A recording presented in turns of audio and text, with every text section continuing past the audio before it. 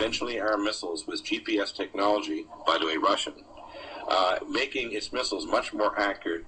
This means Iran can now target Israel's own nuclear, bio, and chemical weapons stockpiles located inside Israel, as well as the Dimona nuclear reactor. I have letters and reports and open journal articles from Israel that they are thinking of shutting down the Dimona reactors because they think it may be targeted by Iran if the shooting war starts.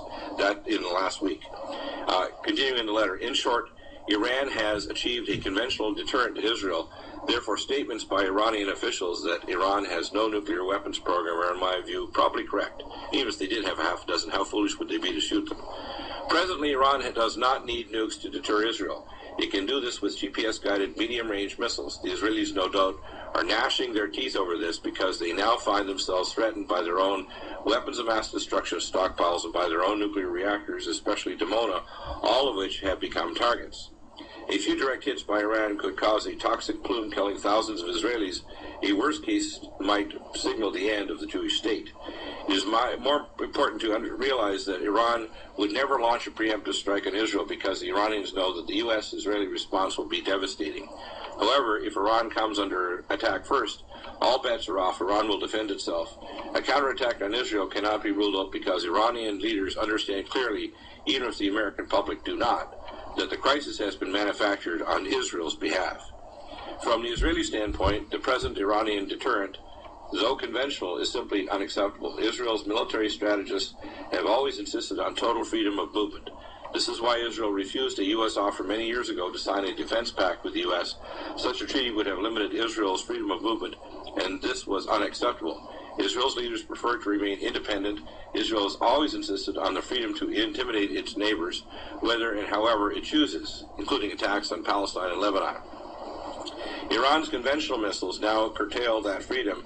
Israeli officials probably worry, for example, that Iran's conventional missiles would limit this freedom to attack Hezbollah in Lebanon.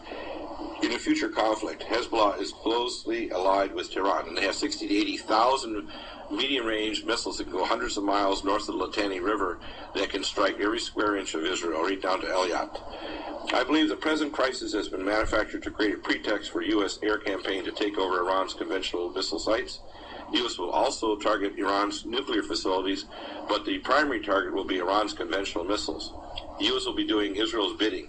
The Zionist tail will be wagging the servile U.S. dog. And by the way, the Russian S-300 system sold through Venezuela by Hugo Chavez to Iran is the most advanced next to the S-400 system around Moscow, the most advanced anti-weapon system for missiles or planes in the world.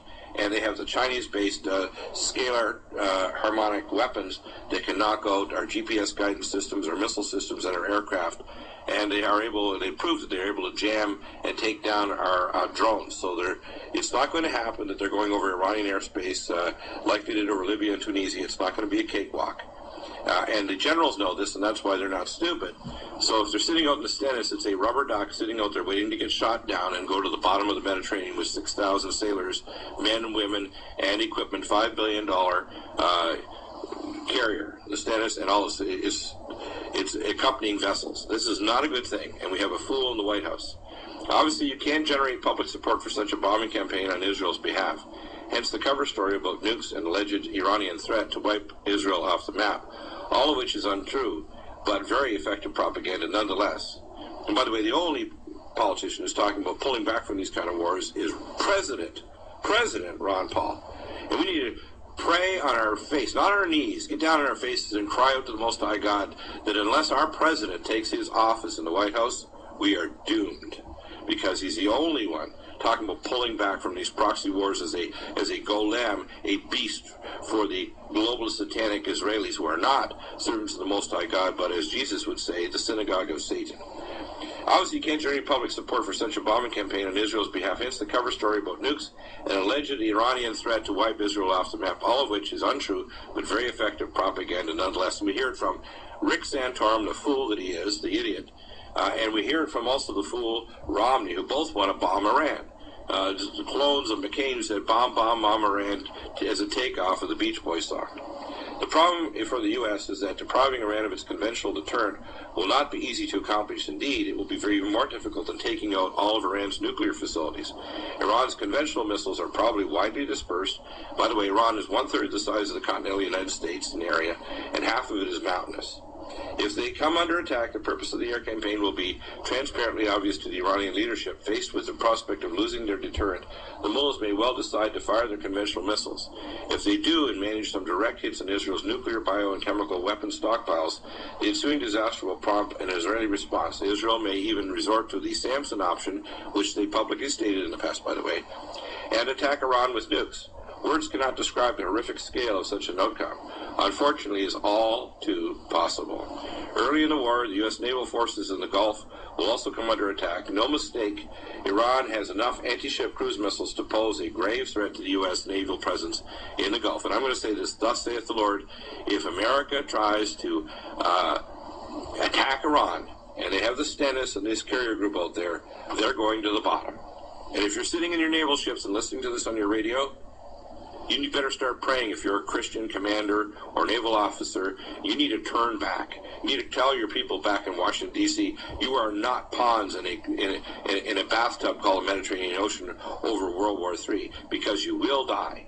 And no matter how many bristling weapons you have, you can't stop all of the things that have been sold to Iran and given to them, or they've back-engineered to themselves, like the Hoot missile. This missile that goes through the water like a cavitation torpedo. Thousands of U.S. sailors are now in harm's way and at risk. U.S. rally to prevent such a war. Peace activists must now marshal every asset for the peace that we possess.